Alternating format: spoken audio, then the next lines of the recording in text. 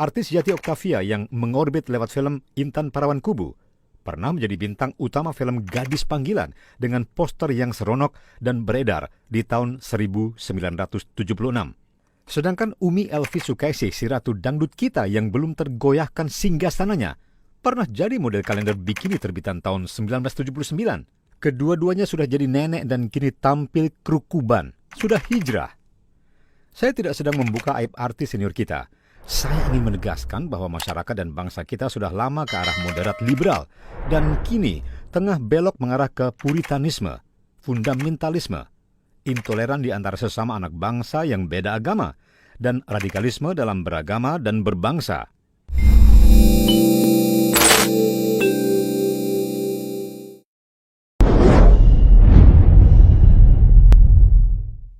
Sejak awal 1970-an, yaitu sejak saya bisa buka-buka majalah hiburan, nebeng baca majalah pinjaman kakak di kampung halaman, kita sudah biasa melihat wanita pamer paha dan belahan dada. Pakaian tradisional dari berbagai daerah kita juga menampilkan jahitan yang mengeksplorasi lekukan tubuh. Tidak ada masalah. Masalahnya datang dari banjirnya ajaran puritanisme baru dan fundamentalisme agama yang telah menyusup ke berbagai lini di tengah kehidupan masyarakat kita dan mendapat corong, amplifier, dan toa yang memudahkan segala sesuatu diharamkan, ditolak. Dengan ekspresi kebencian, memaksa dan mengingkari keberagaman, pluralisme, dan perubahan zaman. Lalu, mereka mendorong agar wanita kita, wanita Indonesia, pakai pakaian versi mereka, versi gurun pasir di abad ke-6 Masehi. Zaman sekarang lebih mudah lihat paha wanita daripada paha ayam kampung, teriak seorang ustadz kondang. Pendakwah yang sama pernah menyatakan bahwa penampilan wanita yang seksi mengurangi amal ibadah para laki-laki yang ingin menjadi muslim taat. Saya merasa saudara-saudara sebangsa saya sedang dibodohi, dicuci otak agar menjadi picik, dibikin sibuk dengan pakaian, sementara teknologi dan globalisasi telah begitu pesatnya. Artificial intelligence alias kecerdasan buatan sudah menggantikan sebagian tugas manusia. Orang Indonesia sedang didorong ke Arab-Araban, sementara orang Arab sedang mengarah ke modernisme dan ke barat-baratan. Sebenarnya buat apa belajar agama jika kita sebagai manusia tidak bisa menahan syahwat, tidak bisa menahan nafsu, mengalihkan pandangan yang kita anggap tidak layak dilihat? Para pegawai bank melihat tumpukan uang setiap hari. Sangat menggoda. Bukankah tumpukan uang godaan yang nyata? Tapi mereka dilatih untuk menahan diri, hanya bisa melihat, memegang, dan menghitungnya, bukan memiliki. Berapa di antara mereka para pegawai bank itu yang berubah jadi pencuri? Sangat sedikit. Kita bisa melihat BMW, Mercy, Alphard lalu lalang di jalanan dan di parkiran mall atau hotel dan cukup puas hanya melihatnya, mengaguminya, tanpa harus menyentuh dan memilikinya. Berapa banyak tukang parkir dan penjaga mobil jadi pencuri? Ada, tapi sangat sedikit. Tidak bisakah sudut pandang kita dalam beragama diarahkan seperti itu? Melihat adalah satu hal, memiliki adalah hal lain. Sebagian besar laki-laki kita terpesona pada kecantikan Dian Sastrowardoyo dan Syahrini. Tapi semua laki-laki tahu mereka sudah punya suami dan bahagia dengan suaminya. Jadi kita cukup melihat saja, tak perlu berupaya memiliki. Bahkan kepada Luna Maya, Sofia Lachuba, dan Yuni Sara, kita tak banyak berbuat meski mereka berstatus sendiri dan terbuka. Kita yang waras bisa menahan diri, lebih tepatnya tahu diri.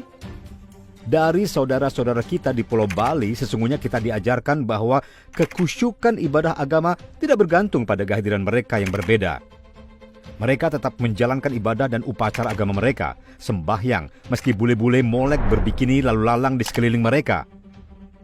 Mereka, saudara-saudara kita dari Hindu Bali itu, sudah berhasil menahan diri, menahan pandangan matanya, menahan nafsu seksnya. Sedangkan Muslim, dalam tafsir para ustadznya, belum.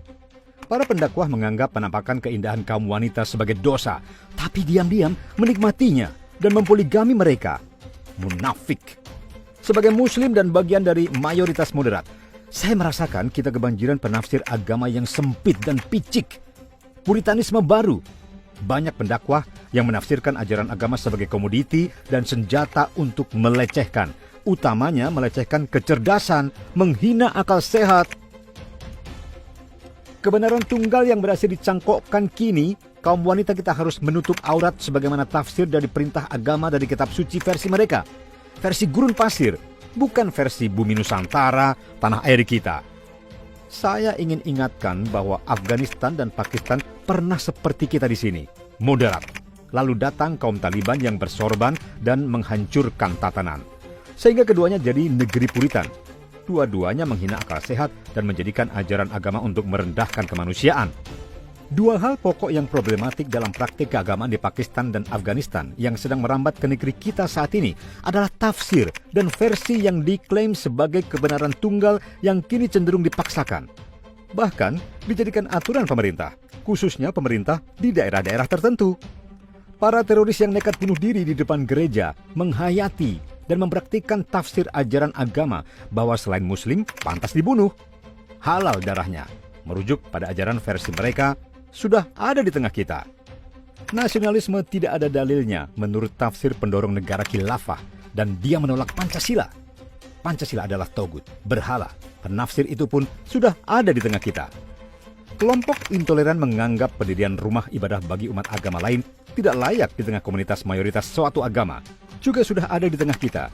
Terbaru di Solo, makam-makam warga non-muslim dirusak oleh anak-anak atas anjuran guru sekolah mereka. Sudah terjadi peristiwanya. Sekali lagi, mereka mengajarkan dan mempraktikkan ajaran yang merujuk dari sumber yang sama, kitab suci yang sama, dari nabi yang sama, tapi dengan tafsir dan versi yang berbeda. Kehidupan beragama kita semakin menegangkan sekarang ini dan begitu kasat mata. Kita menjadi begitu dekat dengan bangsa asing, Palestina dan Myanmar atau suku Uighur hanya karena satu agama. Padahal secara geografis begitu jauh, sedangkan dengan saudara sebangsa yang begitu dekat jadi menjauh hanya karena beda agama. Padahal tinggal di lingkungan yang sama, makan, minum, dan gaul di tempat yang sama dari tanah air yang sama. Meski agama dan suku berbeda, lagu kita masih sama, yaitu Indonesia Raya. Kata penganjur nasionalisme, realitas politik, dan peradaban di abad 21 kini. Dan mereka berteriak, nasionalisme tidak ada dalilnya. Menghormati bendera itu haram. Tidak ada di zaman Nabi. Menyanyikan lagu kebangsaan tidak wajib.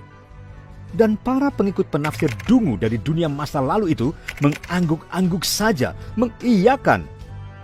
Jajaran aparat dan pejabat negara pun yang seharusnya menindak cenderung membiarkan karena asyik dan sibuk mengurus proyek dari APBD dan APBN. Asyik kong kalingkong.